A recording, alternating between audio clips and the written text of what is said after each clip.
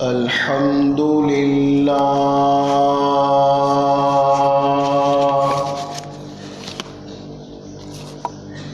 الحمد للہ رب العالمین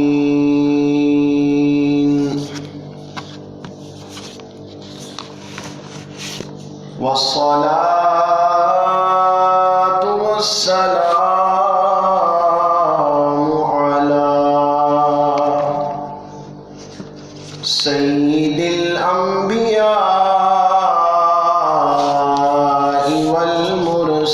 والمرسلین وعلى آلہ وأصحابہ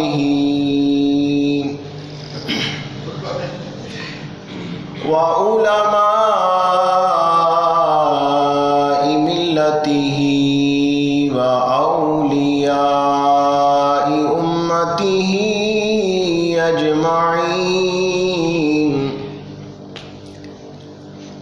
اما بعد اعوذ باللہ من الشیطان الرجیم بسم اللہ الرحمن الرحیم وقولوا للناس حسنا صدق اللہ العظیم وصدق رسوله النبی الکریم الامین ان اللہ وملائکتہ یصلون علی النبی یا ایہا الذین آمنوا صلوا علیہ وسلموا تسلیما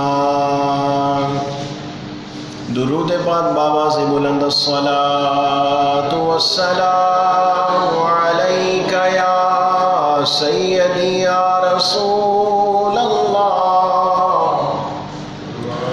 وعلی آلک وصحابک یا حبیب اللہ الصلاة والسلام علیک یا نبی اللہ وعلی آلک واصحابک یا نور اللہ یا صاحب الجمال ویا سید البشر من وجهك المنیر لقد نور القمر لا يمكن الثناء كما كان حقه بعد از خدا بزرگ توئی قصہ مختصر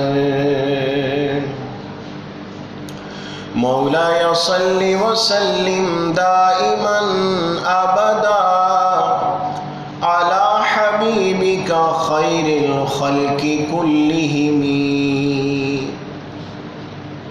اللہ تبارک و تعالی جل جلالہ وعم نوالہ وأعظم شانہ وأتم برہانہ وجل ذکرہ وعز اسمہ کی حمد و ثنا اور حضور پر نور شافع یوم النشور احمد مجتبی جناب محمد مصطفیٰ صلی اللہ تعالی علیہ وآلہ وسلم کی ذات ببرکات پر ہدیہ درود و سلام عرض کرنے کے بعد نہایت ہی واجب الاحترام حاضرین و سامعین، علامہ جلال الدین سیوطی رحمۃ اللہ تعالی علیہ اپنی شہرۂ آفاق تفسیر در منصور میں یہ روایت نقل کرتے ہیں، ام المومنین حضرت سیداتنا عائشہ صدیقہ رضی اللہ تعالی عنہا فرماتی ہے کہ میں نے نبی کریم رؤوف الرحیم علیہ افضل الصلاۃ والتسلیم کو فرماتے ہوئے سنا کہ اللہ تعالی خاص طور پر 4 راتوں میں بھلائیوں کے دروازے کھول دیتا ہے۔ فرمایا کہ خاص 4 راتیں ایسی ہیں کہ جن میں اللہ تعالی بھلائیوں کے دروازے جو ہے وہ کھول دیتا ہے۔ ان میں رحمت کے دروازے کھلے ہیں، بھلائیوں کے دروازے کھلے ہیں۔ خاص طور پر، خصوصی طور پر امت محمدیہ صلی اللہ علیہ وآلہ وسلم پر یہ انعام ہوتا ہے کہ خاص طور پر، خصوصی طور پر 4 راتوں میں بھلائیوں کے دروازے اللہ تبارک و تعالیٰ کھول دیتا ہے۔ ان میں پہلی رات بقرہ عید کی رات ہے، دوسری رات عید الفطر کی رات ہے، تیسری رات شعبان کی 15ویں رات ہے جسے ہم شب برأت کہتے ہیں، جو آنے والی ہے، کہ اس رات میں مرنے والوں کے نام اور لوگوں کا رزق اور اس سال حج کرنے والوں کے نام جو ہیں وہ لکھے جاتے ہیں۔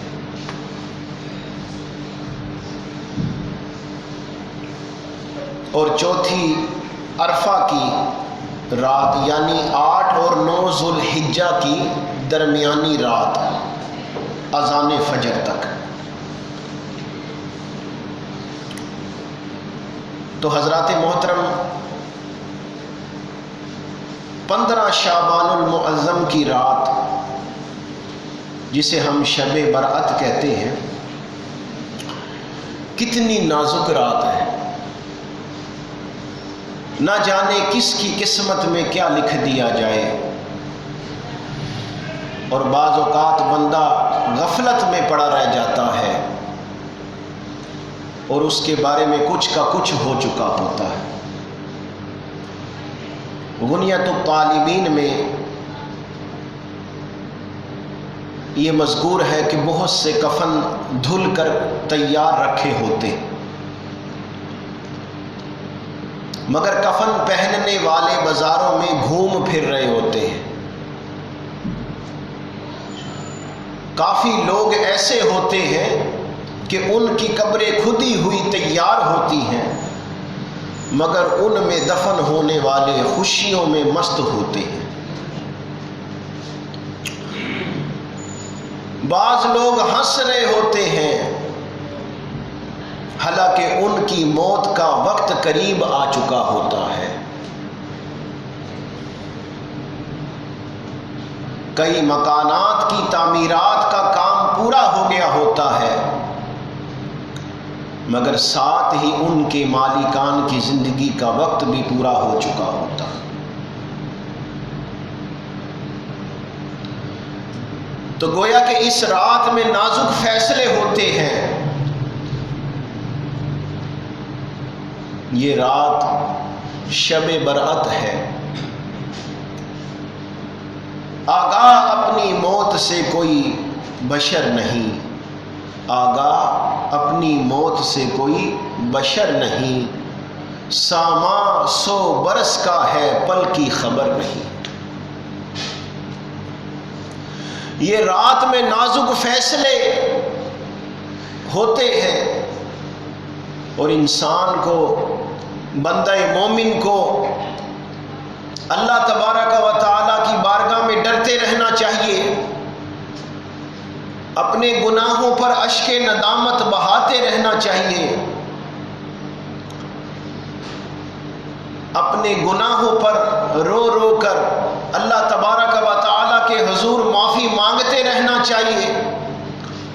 توبہ اور استغفار کرتے رہنا چاہیے، اس کے حضور ڈرتے رہنا چاہیے، گر گڑاتے رہنا چاہیے۔ انسان کسی غرور اور تکبر میں نہ رہے، انسان دنیا کی رنگتوں میں، دنیا کی دل فریبیوں میں، دنیا کی چاہتوں میں، دنیا کی آسائشوں میں کھویا نہ رہے، کیونکہ موت جو ہے وہ اس کو یاد کر رہی ہے، قبر اس کو یاد کر رہی ہے۔ اس لیے یہ رات کو اللہ تبارک و تعالیٰ کے حضور عبادت میں، ریاضت میں، مجاہدات میں، ذکر و فکر میں گزارے۔ آئیے میں آپ کو ایک اور حدیث پاک سناتا ہوں۔ یہ حدیث پاک جو ہے مسند امام احمد میں یہ حدیث پاک مذکور ہے، اور شعب الایمان اس کے اندر بھی یہ حدیث پاک ہے۔ حضرت سیداتنا عائشہ صدیقہ رضی اللہ تعالی عنہا سے روایت ہے کہ حضور سراپا نور صلی اللہ تعالی علیہ وآلہ وسلم نے ارشاد فرمایا کہ میرے پاس حضرت جبرائیل علیہ السلام تشریف لائے۔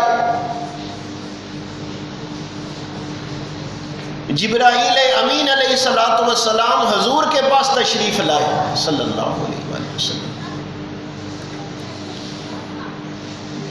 اور آ کر عرض کیا یا رسول اللہ صلی اللہ تعالی علیہ وآلہ وسلم، یہ شعبان کی 15ویں رات ہے جسے ہم شب برات کہتے ہیں۔ یہ یاد رکھو کہ شعبان کی 15ویں رات کو ہی شب برات ہوتی ہے، یہ اپنے ذہنوں میں رکھو۔ بعض لوگ پوچھتے ہیں کہ شب برات کب ہے، تو شعبان المعظم کی 15ویں رات کو شب برات ہوتی ہے۔ تو فرمایا کہ یہ شعبان کی 15ویں رات ہے، شب برات ہے، اس میں اللہ تعالی جہنم سے اتنوں کو آزاد فرماتا ہے کہ جتنی بنی کلب کی بکریوں کے بال ہیں۔ عرب کے اندر ایک بہت بڑا قبیلہ تھا جس کا نام بنی کلب تھا۔ یہ قبیلے والوں کے پاس بکریوں بہت زیادہ تھیں، بکریوں کے ریوڑ تھے، بہت زیادہ بکریاں تھیں، بہت کثرت کے ساتھ بکریوں کی تعداد تھی۔ تو فرمایا کہ یا رسول اللہ صلی اللہ تعالی علیہ وآلہ وسلم، اس میں اللہ تعالی جہنم سے اتنوں کو آزاد فرماتا ہے جتنے بنی کلب کی بکریوں کے بال ہیں۔ ذرا مل کر کہو سبحان اللہ۔ بنی کلب کی بکریوں کے بال، بھئی ایک بکری کے بال ہم نہیں گن سکتے، تو اتنی بکریوں کے ریوڑ، اتنی کثرت کے ساتھ بکریاں، پھر ان بکریوں کے بال، فرمایا ان بکریوں کے بالوں کی، ان کے بکریوں کے بال کے مطابق جتنے بکریوں کے بال ہیں، فرمایا اللہ تعالیٰ اتنوں کی بخشش اور مغفرت فرما دیتا ہے۔ اچھا پتہ اس کو شب برات کیوں کہتے ہیں؟ اس رات کو شب برات اس لیے کہتے ہیں کیونکہ اس رات میں جہنم سے آزادی مل جاتی ہے، جہنم سے آزادی کا پروانہ مل جاتا ہے، جہنم سے چھٹکارا مل جاتا ہے، اس لیے اسے شب برات کہتے ہیں۔ تو فرمایا کہ اللہ تعالیٰ جہنم جہنم سے اتنوں کو آزاد فرماتا ہے جتنے بنی کلب کی بکریوں کے بال ہیں۔ حضرت میاں محمد بخش عارف کھڑی رحمت اللہ علیہ اپنے عارفانہ کلام میں کیا فرماتے ہیں؟ رحمت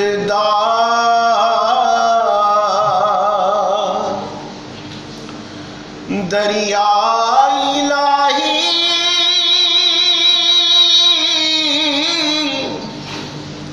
ہر دم وگدا تیرا، جے ایک قطرہ بخشے مینوں تے کم بن جاؤں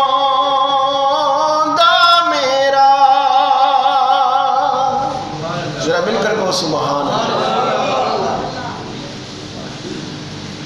تے جے میں ویکھاں عملا ولے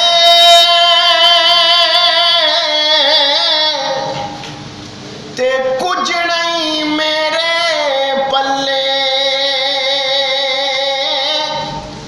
جے ویکھاں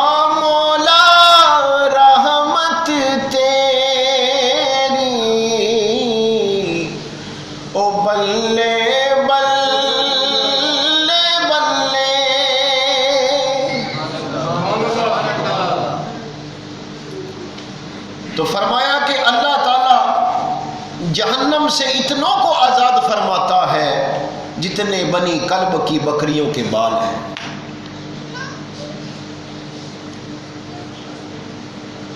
اب ایک بکری کے بال ہم گن نہیں سکتے تو اتنی بکریاں بکریوں کے ریوڑ اتنوں کو اللہ تعالی جہنم سے آزاد فرماتا ہے، بخشش کا پروانہ مل جاتا ہے۔ اور پھر ساتھ میں یہ بھی فرمایا مگر کافر اور عداوت والے، رشتہ کاٹنے والے یعنی رشتہ داریاں توڑنے والے، اور کپڑا لٹکانے والے، اور والدین کی نافرمانی کرنے والے، اور شراب کے عادی کی طرف اللہ تعالیٰ نظر رحمت نہیں فرماتا۔ اب ان لوگوں کا استثناء کر دیا، ان لوگوں کو مستثنا کر دیا کہ یہ لوگ اس رات بھی بخشش اور مغفرت سے محروم رہ جاتے ہیں، الا یہ کہ یہ بھی توبہ کر لیں۔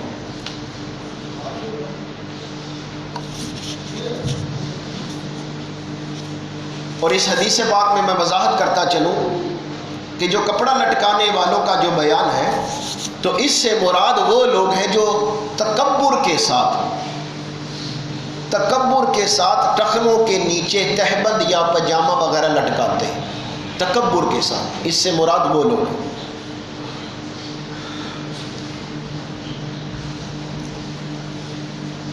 اور جو مسند امام احمد میں جو حدیث پاک ہے جس کا حوالہ میں نے پہلے دیا تھا، اس میں قاتل کا بھی ذکر ہے کہ قاتل بھی اس رات جو ہے وہ اللہ تعالیٰ کی بخشش سے جو ہے وہ محروم ہو جاتا ہے۔ تو ان لوگوں کا استثناء فرمایا۔ اب ایک اور حدیث پاک یہاں پر میں آپ کے سامنے ذکر کر دوں، امام بہقی اس کو روایت کر رہے ہیں شعب الایمان میں، حضرت سیدنا کثیر بن مرہ رضی اللہ تعالی عنہ سے روایت ہے کہ حضور علیہ الصلوۃ والسلام نے ارشاد فرمایا کہ اللہ تعالیٰ شعبان کی 15ویں رات میں یعنی شب برأت میں تمام زمین والوں کو بخش دیتا سوائے مشرک اور عداوت والے کے۔ جو شرک کرنے والے ایک اور عداوت والے، بغض رکھنے والے، ان دو کو اللہ تعالیٰ کی رحمت، یہ دو اللہ تعالیٰ کی رحمت سے محروم رہ جاتے ہیں۔ لطائف المعارف میں ابن رجب حنبلی علیہ رحمہ یہ روایت نقل کرتے ہیں، امیر المؤمنین حضرت علی المرتضی مشکل کشا شیر خدا رضی اللہ تعالی عنہ شعبان المعظم کی 15ویں رات یعنی شب برأت میں اکثر باہر تشریف لاتے. ایک بار اسی طرح شب برأت میں باہر تشریف لائے اور آسمان کی طرف نظر اٹھا کر دیکھا اور ایک مرتبہ اللہ کے نبی حضرت سیدنا داؤد علی نبینا علیہ الصلوۃ والسلام نے شعبان کی 15ویں رات آسمان کی طرف نظر اٹھائی اور فرمایا کہ یہ وہ وقت ہے کہ اس وقت میں جس شخص نے جو بھی دعا اللہ سے مانگی اس کی دعا اللہ تعالیٰ نے قبول فرمائی ہے. جو جائز دعا اس نے مانگی اللہ تعالیٰ نے وہ قبول فرمائی. یہ اتنی عظیم رات ہے شب برات. اور جس نے مغفرت طلب کی، جس نے اللہ تعالیٰ سے بخشش مانگی، اللہ تعالیٰ نے اس کی بھی مغفرت فرما دی، بشرطے کہ دعا کرنے والا جو اللہ کے حضور دعا کر رہا ہے وہ ظالم بھی نہ ہو اور ظلمن ٹیکس لینے والا بھی نہ ہو، وہ جادوگر بھی نہ ہو، کاہن بھی نہ ہو. یہ کاہن جادوگر کی ایک قسم ہے. باجا بجانے والا بھی نہ ہو. اب ان لوگوں کا استثناء کر دیا کہ وہ ظلمن ٹیکس لینے والا بھی نہ ہو، جادوگر بھی نہ ہو، کاہن بھی نہ ہو، باجا بجانے والا بھی نہ ہو. اور پھر یہ دعا کی حضرت داؤد علی نبینا علیہ الصلوۃ والسلام نے یہ دعا کی، اے اللہ تعالی، اے داؤد کے پروردگار، جو اس رات میں تجھ سے دعا کرے یا مغفرت طلب کرے تو اس کو بخش دے، تو اس کو بخش دے. اتنی عظیم رات ہے اور اس رات میں یہ دعا لازمی کرنی چاہیے. حضرت داؤد علی نبینا علیہ الصلوۃ والسلام کی مانگی ہوئی دعا ہے. تو اللہ کے پیاروں کی جو دعائیں ہیں وہ مقبول ہوتی ہیں. اللہ تعالیٰ اپنے پیاروں کی دعاؤں کو قبول فرماتا